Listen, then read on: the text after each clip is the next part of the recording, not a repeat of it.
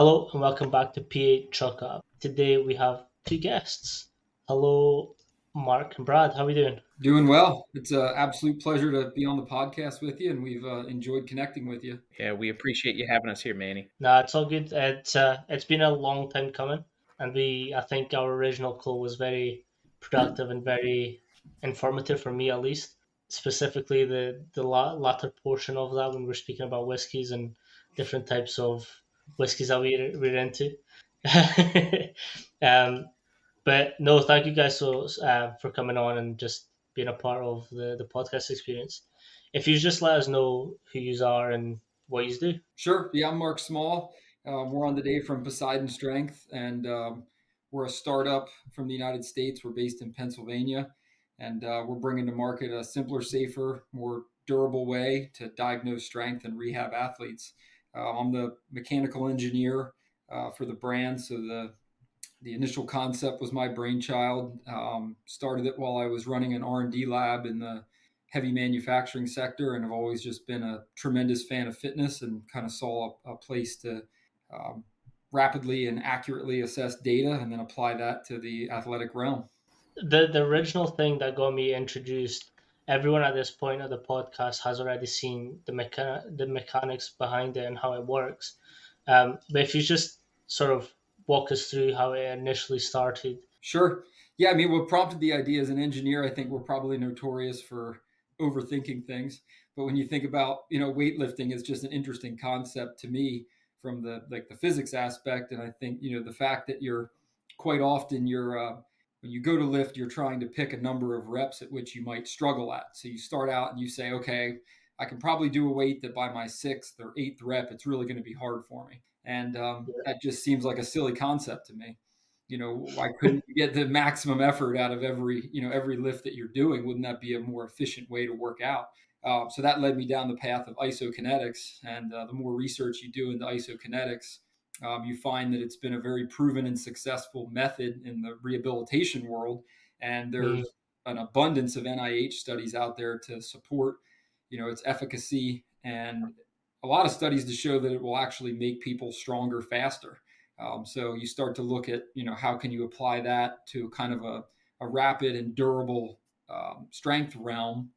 And yeah, my first built prototypes by getting my hands on an old like hack squat machine and bolting my tech to it and starting to do some tests. And then I think the other interesting aspect of what we're doing is that it's very simple then with our isokinetic tech to be able to acquire data and acquire that data rapidly and turn it into very meaningful metrics to show somebody, what their power output is at different prescribed velocities. yeah, with the data collection side, how did you come up with a concept to measure the output, and then how is that sort of developed into what the machine is now?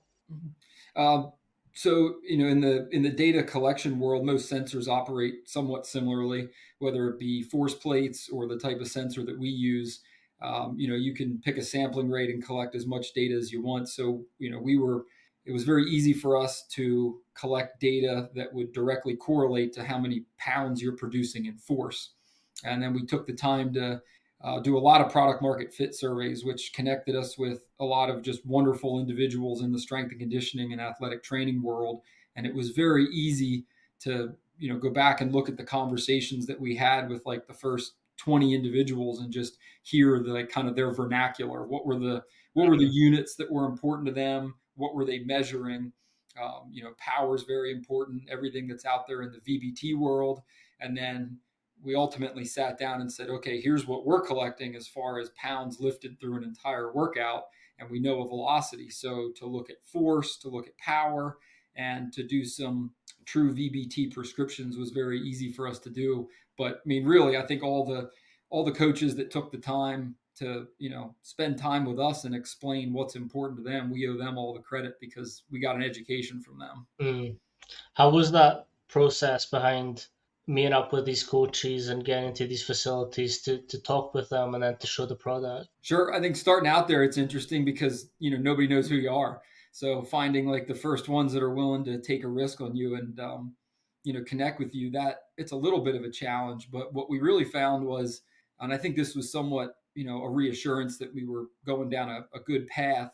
Once we had our first 5 or 10 connections, one of the questions we asked everybody was, are there other people in the industry that you could connect us with, especially ones Mm. that would find this interesting? And I would say pretty much everybody that we talked to was willing to say, yeah, let me send you a couple contacts, or what region are you looking to go to? I know people, all over. And yeah, I think one thing we can never comment enough about is just how much we love the industry. It's a very, very passionate industry, and everybody's very excited to be, doing what they're doing. So once we had a little bit of a name for ourselves and we would get that referral, we found that people were very open to talking to us and hearing about what we were trying to accomplish. 100%. And I think you've nailed it on the head. I'm trying to do this a lot more in the UK side or like Europe side, where connections is a lot of what we do.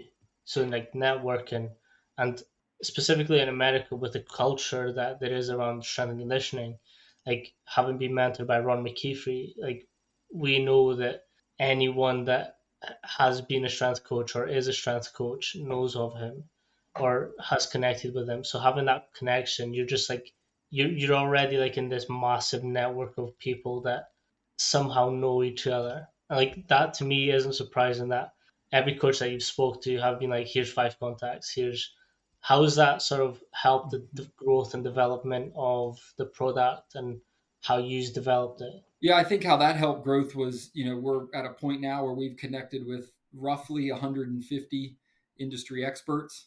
And really, we went from the first 5 to 150 by that referral system. And, Yeah. to your point, we pretty early on identified how much of a tight community it is, because, we would even connect with coaches and they would say, where else have you guys been? And we would say, oh, I was texting that guy last night, or, oh, I see that guy every year at such and such event. Mm-hmm. So yeah, I just think the tight knit aspect and the willingness to refer, and then the willingness for people to hear us, all those things definitely worked in our favor to build out from 5 to 150. Yeah. With the sort of development and then coming to market, how has that process been like for you guys? Yeah, so we started out where we had this Isokinetic tech and the data acquisition, and we initially built independent strength machines. So we went after the pillars of strength, or we considered to be the pillars of strength, which were the squat, the bench, and the deadlift. And then early on, as we started conducting product market fit surveys, it was explained to us that the tech and the data acquisition everybody liked, but um, one thing that we found with just about any coach that we talk to is floor space is always at a premium. And they said we just wouldn't Mm. have the floor space to have multiple pieces of equipment to perform this type of analysis or to rehab an athlete. So we very early on identified how important it would be to make it very versatile. So the more that you can do with one piece of equipment, the better. So we did iterate, and we went to a piece of equipment that was rather large. It had a footprint of about 4 feet by 8 feet.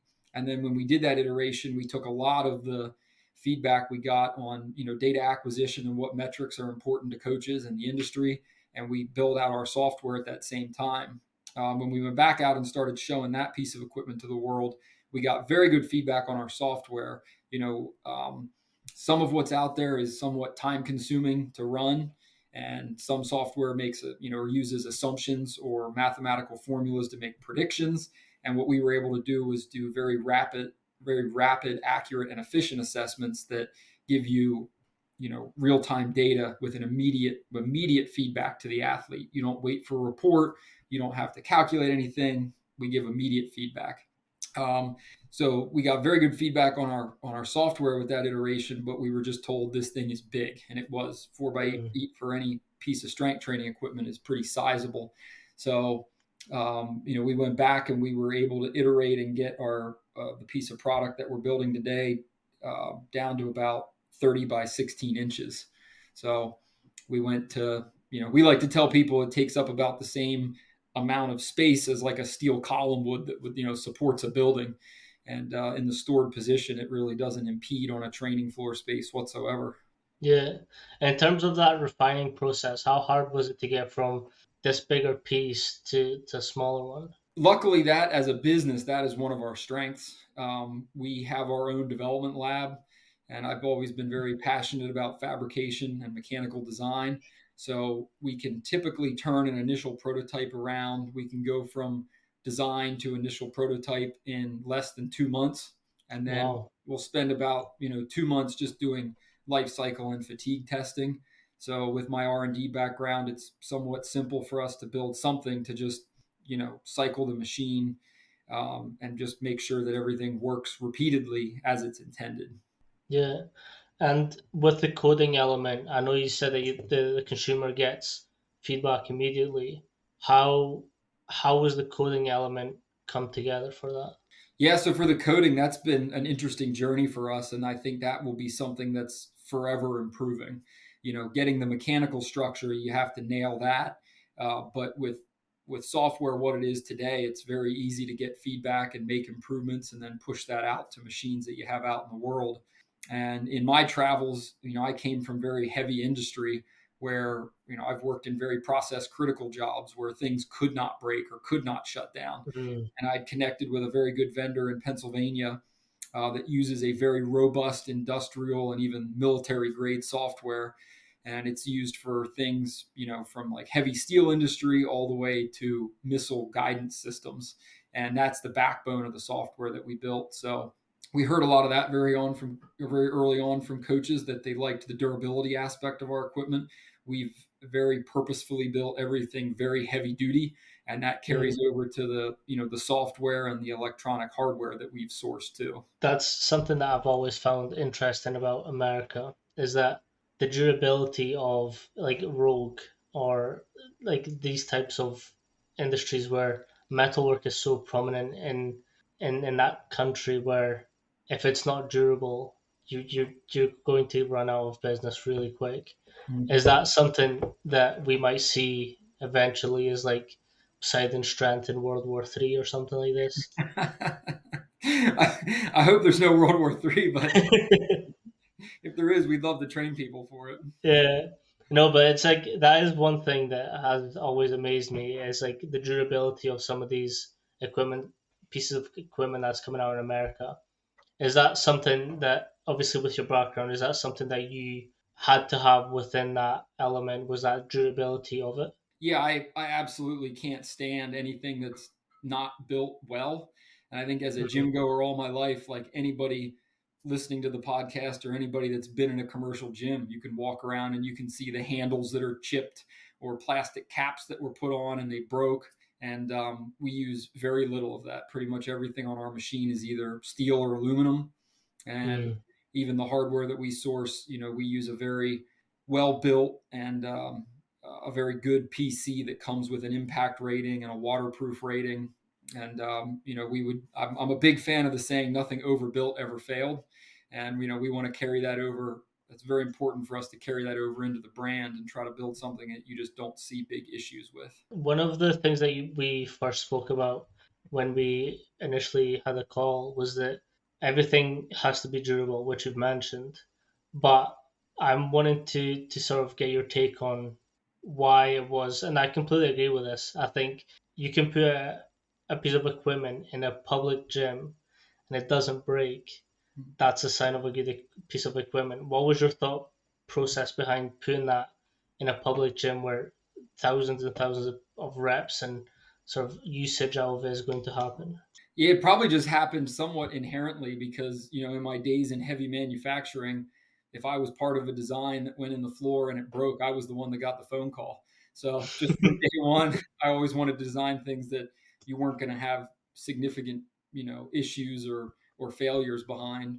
And I think we're just very proud of that. We want to manufacture things, here in the United States and just make a great product that people automatically assign durability to. And with this sort of team that you're with, so with you and Brad, how do you bounce between each other, and how does that process work within the company? Sure, that's a good question. When I first had the idea, I knew that one of my weaknesses was more on the sales and marketing side. So when I connected with Brad, we just instantly hit it off, and I think we balance each other well. And on the entrepreneurial path, there's a lot of highs and lows. So having the right business partner that kind of offsets you during the lows and you can enjoy the highs together. It's just been a great blend and a great partnership. Yeah. So if Brad, if you can like give us a little breakdown on what you do and how it is that you sort of go through the industry with Mark. Yeah, sure. So, obviously, a lot of the credit goes to Mark for this being, his brainchild, and I have, supported that in the sense of it was very emotionally appealing to me of what he was setting out to accomplish here, and that just has to go with kind of personal experience of a lifelong athlete. Wasn't quite good enough to cut it at a college setting, but I had a brother who was on track to be a high-profile D1 collegiate baseball player. Had a serious knee injury his junior year, and never really recovered from it. And my experience was the early exposure to some of the technologies that were starting to be very prominent nowadays, like the force plates and VBT software. And I always had in the back of my head, could this kind of technology been what allowed him to come back to his prominence in baseball and Mm, maybe achieve even a professional level? So I always saw this from more of an emotional perspective, where Mark saw it as more a logical perspective of the efficiency of strength training. But you know, he said that I kind of complement the customer to the product, and he is kind of like the mechanics to the product. So we sort of fill that full spectrum of, from early mechanical and product design to the customer end of it. So my job is really to drive the feedback loops, and ensure that we're really hitting the mark, get out and solicit feedback, and really try to address a primary challenge. And Mark touched on some of those of, the problems that we hear throughout the industry. Obviously, one of those that's obvious is the footprint within an mm, existing facility. But the other two that we really address well is efficient data collection. We know that data is how these elite organizations make decisions, and if you want to be competitive, you got to find every advantage you can, and that'll give you that 1%, up on the competition. And that's really what we're driving for: good broad stroke strength assessment to really understand how a team performs today. And then the other side of that is a safe and controlled RTP device. So return to play is pretty critical nowadays, and informing that process with data is paramount. So we do that really well, but we also deliver a device that's a really safe and controlled environment to reintroduce an athlete to force production. I think I like this.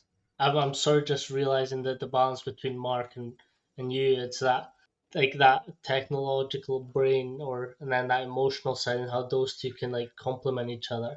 Like I think that's a really good pairing, especially because like me knowing some background onto you guys, like you travel a lot to show off this equipment and how it's used. So like I think having both there to sort of speak on the both sides of return to play and then how it's logistically working. I think that's a really good balance. Is that something that you sort of implement heavily and that's you just play onto that strength?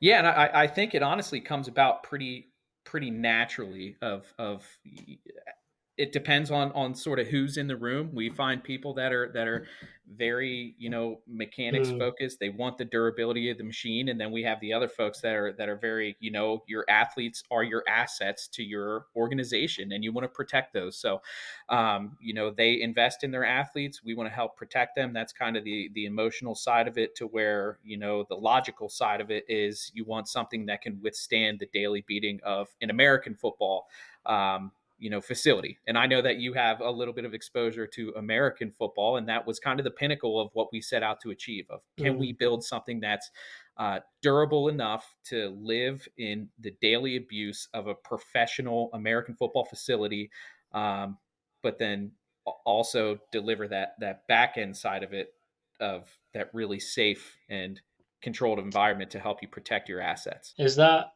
the thing that you sort of focused on was the return to play and how essentially how quick we can get these athletes back? It wasn't our initial goal, honestly. This was kind of part of the product market fit phase that we found, that uh, the technology that we are implementing hails from the physical therapy side.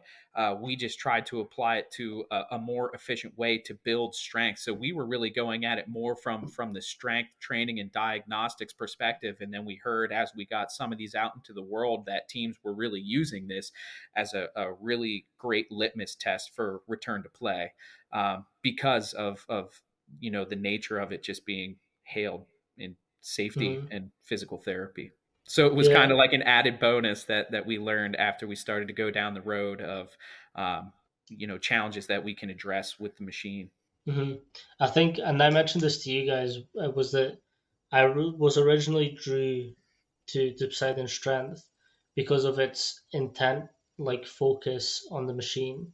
So you're only exerting as much as you can physically do for that day or that set or that rep or like in general. How is that sort of how does it work mechanically to build something like that that's intent focused? One thing I was going to say as Brad was speaking, it was a little bit humbling because we originally had the idea, and then as we connected with more and more people in the industry, we just realized that if we were going to succeed, we just had to listen to them. And then, really our intent and what we were building mechanically was just strictly driven by that. And I think, some of what we heard was just even the psychological aspect of returning to play. Like you're an athlete who you're cruising through your season, you're training, everything's going well, and then you suffer this injury. A lot of guys might have to have surgery. So one of the very early pieces of equipment that we got out into a Division I football world, that was its first initial use. Was a guy's coming back from a surgery, he's injured his knee, and you go through your range of motion, maybe band work, and now you hit the first day where you have to expose the body to force again. And I think when you really think about that, that's a terrifying aspect. So, we were able to mechanically deliver a machine that makes that the absolute safest and controlled environment to do that. You can not Mm-hmm. only, at any point in motion, you stop in your range of motion, there's no stored energy on you, there's no weight on you anymore. So you might have a part of a range of motion where things just don't feel quite 100%. So you could be generating a lot of force and then really fall off to almost no force and then pick back up as you work through that problem area. So our mechanical design was just, and it was ultimately driven by feedback around a lot of what we heard there from the psychologies and the protocols in return to play. How much did you listen to, and how much did you have to sort of sift through when listening to different coaches and different differences of opinions? It's a great question, and I think the easiest way to answer that is just commonality. So when we would get done talking to maybe 20 people, we would sit down together and we would look at all 20, the feedback from all 20, and there might be a top three that every single person said, and those are just your crystal clear answers. Like, if you're gonna succeed at what we're setting out to do, those are absolutely critical items. And then as you worked your way down the list, it would start to filter out, and you get down to the point where you would have points that just one person made. So we really Mm, drove it. It's funny that we collect data because a lot of our product development and the final product that we're taking to market was driven by data and, what yeah, we're saying. as coaches, we all have our very own different ways of doing things and different names for different exercises that are the exact same exercise. So, as a product standpoint, some coaches are going to see the benefits to this one particular aspect of it. Some coaches might not see it.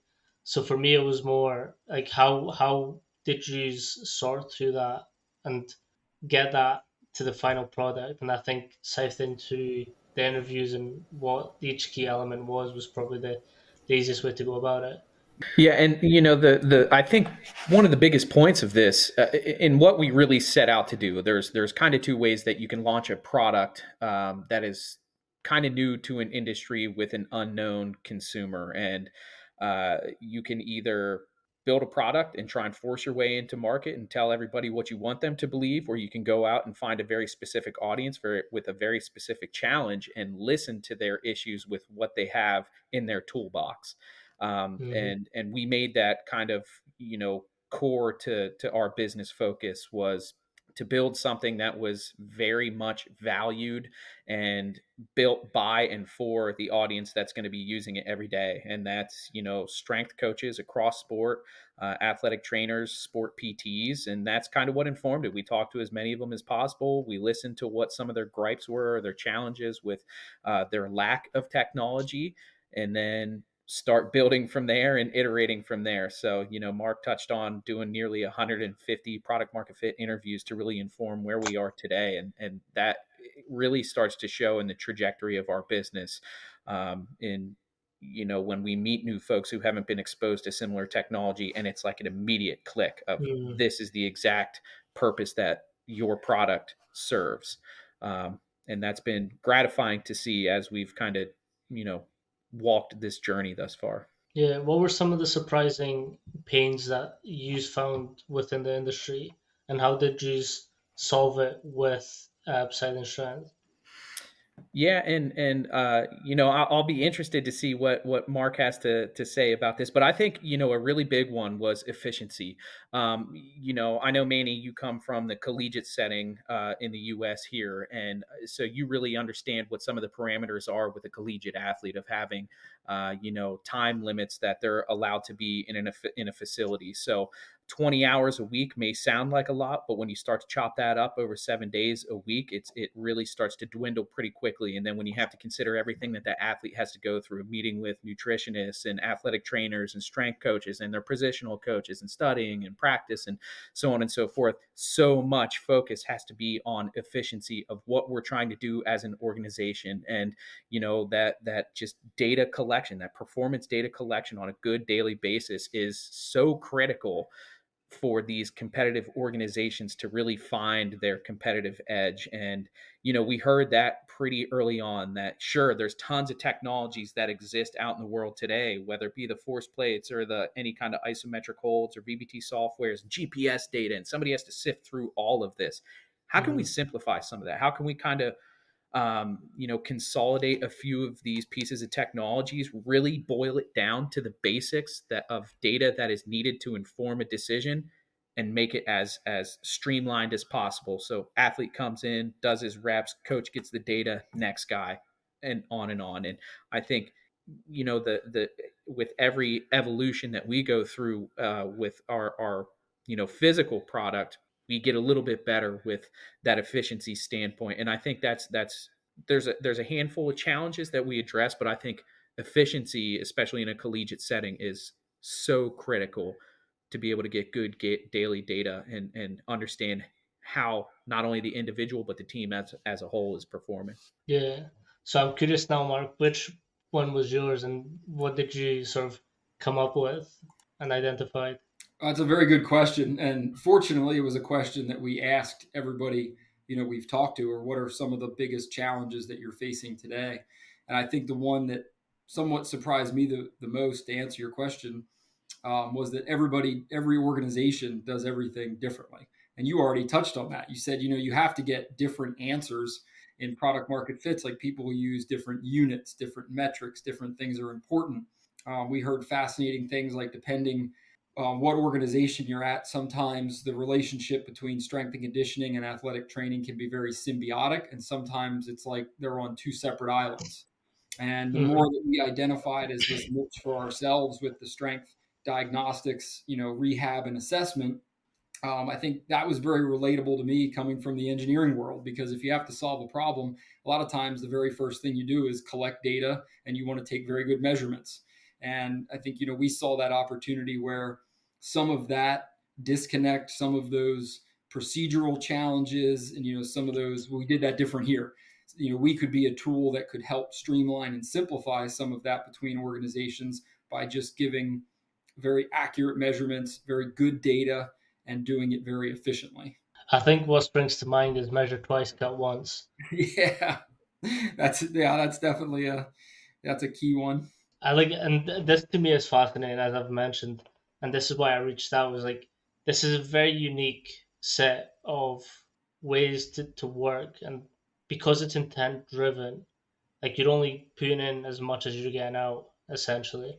Like that's so important as well, because like what you've mentioned, and that injury, because it happens in so many different positions, and like you can have a weaker sort of squat phase downwards than upwards, you can be really strong. Is like, how can we implement this one thing to fix these issues? How, what are some of the feedback now that the machine's out and there's people using it?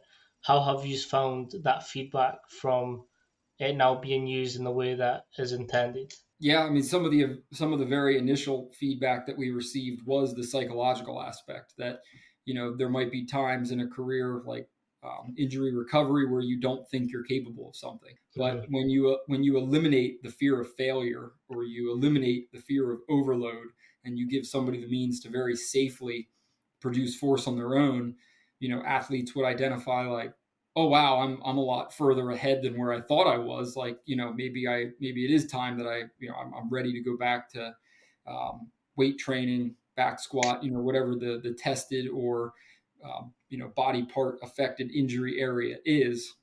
Um, I think that that part's very interesting. And other interesting feedback that we've received is that sometimes even what we're doing can be a very good gauge of just like player engagement. Like you Hmm. said, you're only getting out of it, which you articulate it very well. You're only getting out of it what you put into it. So if you see an athlete who's you're collecting data that's kind of all over the place, why is that? What's going on there? That was And again, that's feedback that we've received. That's not our own theory. I just find that a very interesting aspect of kind of the industry and the training world too. Hmm.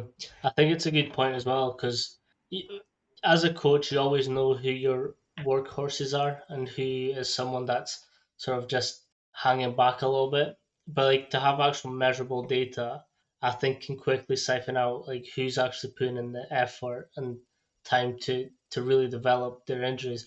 And like, how have, again, have you correlated that return to play becoming quicker, or is that something that you have found? We have not been able to correlate that yet. We're still very early on as far as being in the stage of our business, but we were able to place equipment with two pretty prominent, research departments at universities, and they've begun conducting research with our equipment. And those are exactly the types of things that we would like to be able to prove with our technology and with our machines. Yeah, I kind of want to dive into the research element of it.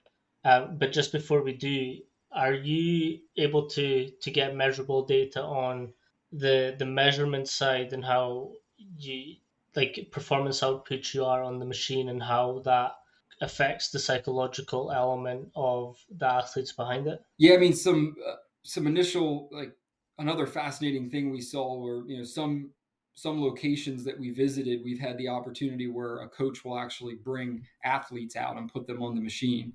And I Mm, think the first really interesting result we've seen of that is verbal cueing. So just a guy doing, it could be anything from bent over row to trap bar deadlift to a bench press, any movement. When that coach is present and like he's standing there, the guy's doing his reps on our machine, and all of a sudden he just starts unloading and motivating him and yelling at him. You'll see an immediate, like, 30, 40, 50 pound spike in what he's doing. So I think that aspect of and after seeing that, we were actually turned on to some research. A lot of people have actually conducted research on the effects of verbal cueing.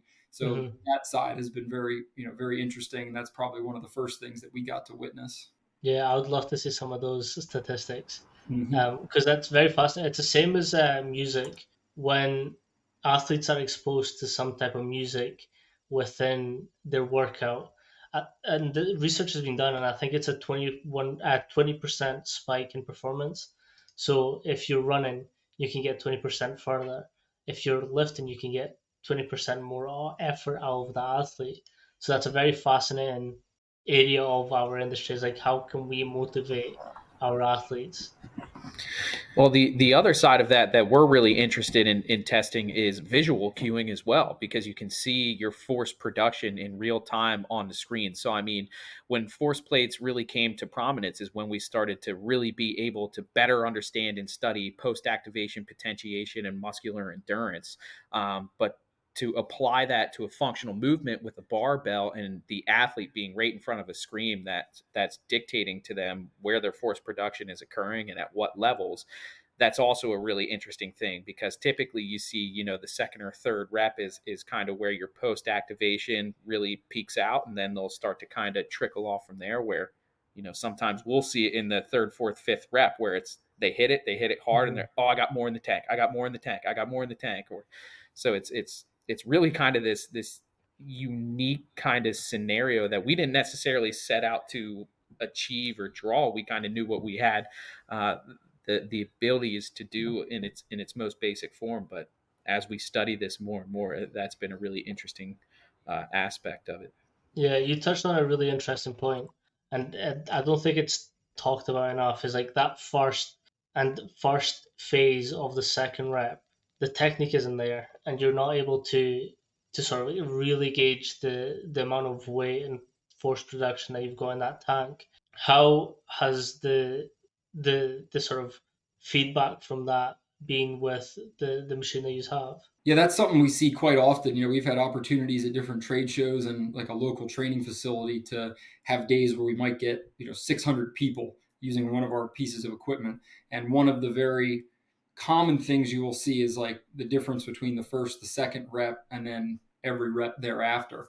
So as people start to figure out the loading and the motion, then you maybe rep 3 through 10, the graphical output is almost identical, but it's figuring out that first or second where you see a big fluctuation. That's another area with research that would be something fascinating. That's the type of opportunity we hope to pursue, which is just what drives that, and why we see that in our performance data. Hmm. An interesting question, and I wonder if this is something that's been tested yet. But have you seen like a max effort, like top max effort, and then easing off into like nicer, cleaner, not cleaner reps, but nicer, sort of less intense reps straight after? Um, yeah, we've seen that. I think maybe the answer to that would be, we get into the velocity based training realm. And that's one area where, when we researched how that's done today, there's different methods to determine power output with weights. And um, the power output, or the velocity through the whole range of motion, is averaged, where we prescribe the velocity and that can be changed. So I think seeing the difference in what somebody's capable of when you set them at a really low speed and let them do that Mm-hmm. max effort, and then you put them in a fast velocity and you just see that struggle to try to make, sometimes it's 25% of what they were able to do at zero point 0.3 or zero point 0.4 meters per second when you take them up to like 1 meter per second. I think that difference, and then the ability for us to quantify that and track a shift to the right in the force versus velocity graph over time, that's been very interesting to me. Yeah, because I've sort of been thinking with this element of, obviously there's very different ways of methods that we implement as a strength coach. Like you've got conjugate, you've got French contrast, you've got triphasic, but again, those things were created for the coach's specific clientele or specific people that they were working with. But for me, I've got different athletes from different sports, so one doesn't favor me better than the other.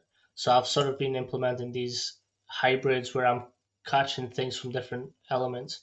So the speed to then a max effort, I'd be very curious into knowing like the type of results that you've had and how that's been implemented throughout your research. Yeah, it's really interesting to see the variety of athletes that get thrown at this, from max strength to max speed, and kind of the middle of the curve being your peak power athlete, and how force fluctuates depending on which movements at which velocities.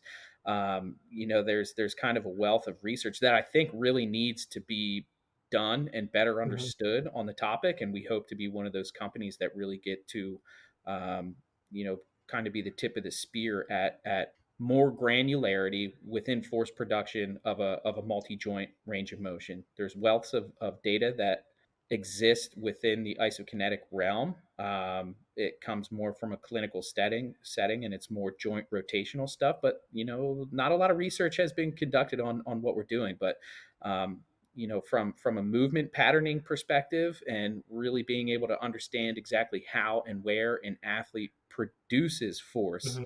I think is probably the biggest benefit to what we're trying to achieve, giving coaches better granularity into contributing secondary muscle groups to an overall compound movement, and being able to focus in on accessory movements to support that overall multi-joint movement.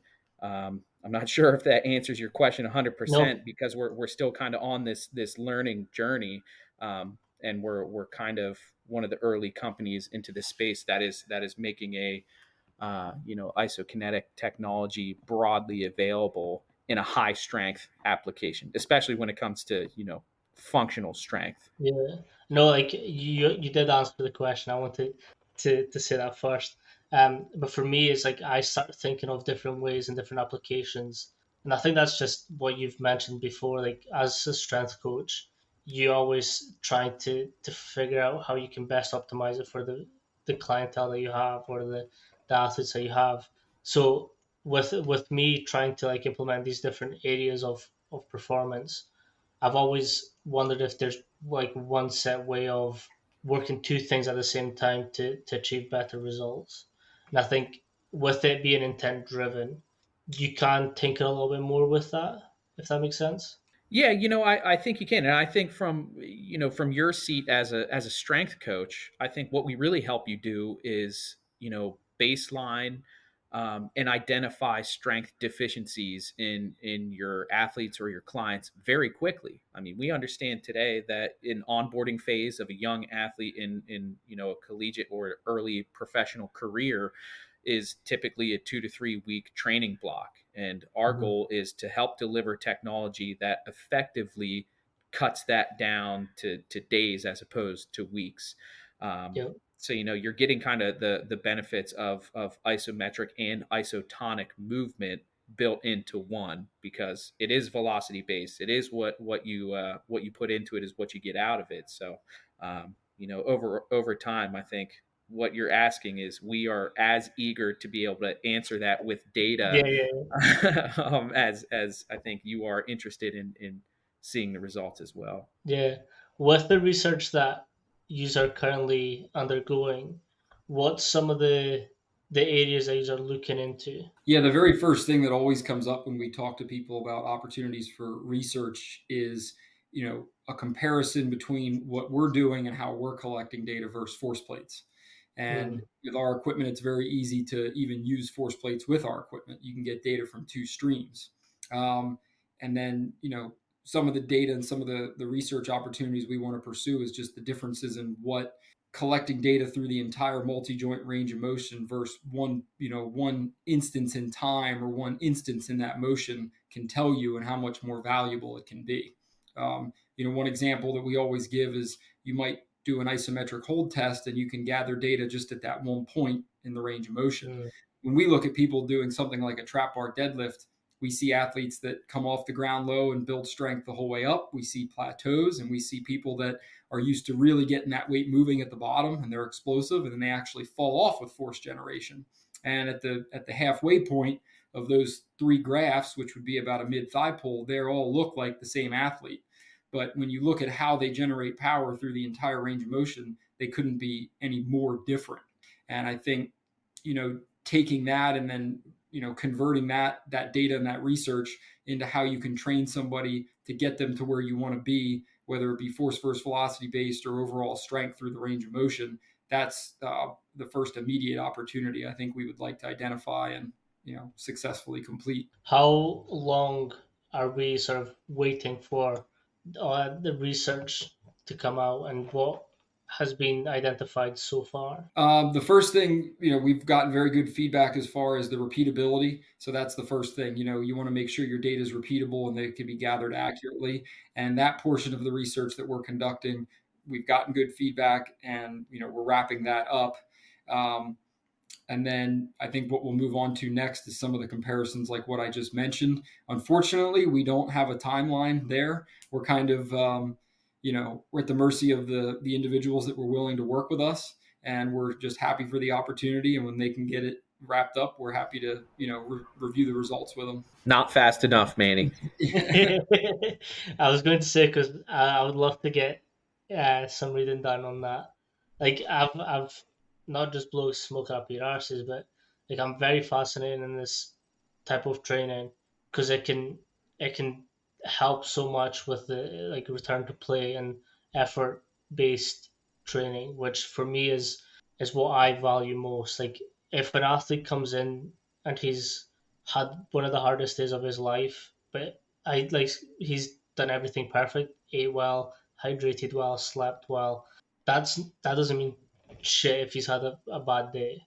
So Mhm. for me, with that intent based driven performance, it can still make him or her have the best session for that day. Yeah, and that's really what we hope to inform with all this. I mean, there's mountains of data obviously on your traditional methodologies, and then more into the 90s 2000s you started to see more focus on isometric holds, and then what Cal Dietz did with triphasic training. And it's we're just looking to be another valued tool in the toolbox. And as far as somebody studying isokinetic application to functional strength training, there's not a whole lot that exists out there Mhm. today. So we really, when I say not fast enough, I'm genuine when I say that, because we're interested to see what the data tells us and what the results are, um, long term. Because really being able to understand exactly where and how an athlete produces force throughout a range of motion drastically changes complementary changing Mhm. training regimens for that specific athlete, especially within a specific sport. 100%. I couldn't agree more.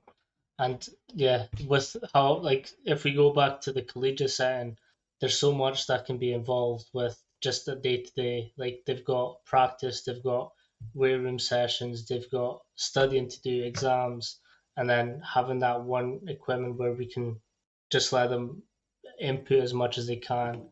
I think it's a good way to still keep that needle pushing. Yeah, we agree 100%. Last question before we get out of here. Favorite PR song?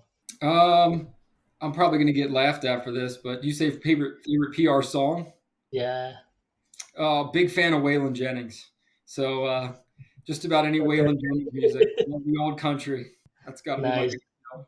I've this has only came since I was in America, but I've gone really into country music, Oh yeah. like to an embarrassing amount. Like I've made two playlists just on country music. Brad makes fun of me because I'm either listening to like Charlie Daniels, Hank Williams, Waylon Jennings, or my other go-to would have to be Metallica, The One. I'll rate it. I have a really hard time with this one, because I am a broad spectrum of music. I mean, you can come into our shop when we're working out and you might hear Charlie Daniels one day, so some Mm, some throwback classic country. You might hear some modern country like some Luke Combs or Jason Aldean. You might hear Pearl Jam or Metallica. Kind of, I think I would say if it's a PR song, it depends on what are we PRing. Is it a deadlift? Is it a shoulder press? Is probably gonna.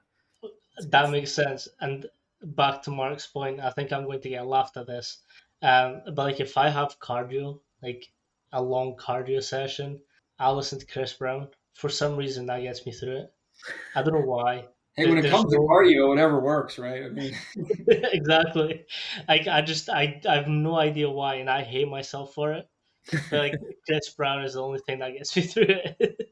That's really interesting. I mean, it could be Nickelback if that's what you're into. Nickelback is good too.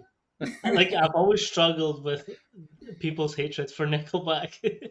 Same, but I'm just happy that Creed is on a resurgence right now. Yeah, fair, fair.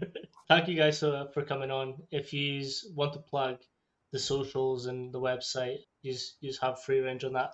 I'll also link everything below if you want to figure out and know more about Poseidon Strength. Yeah, we really appreciate it, Manny. PoseidonStrength.com, at Poseidon Strength across Twitter and Instagram. Um, And yeah, give us a follow, reach out with your questions, comments. I mean, we're really looking to understand how can this be a valued tool within today's strength training repertoire. Thank you guys so much for coming on. I Yeah, really, really appreciate it. can't thank you enough for the opportunity. So thank you, Manny. Yeah, appreciate you having us here, Manny. It was a great talk. No, thank you guys. Peace.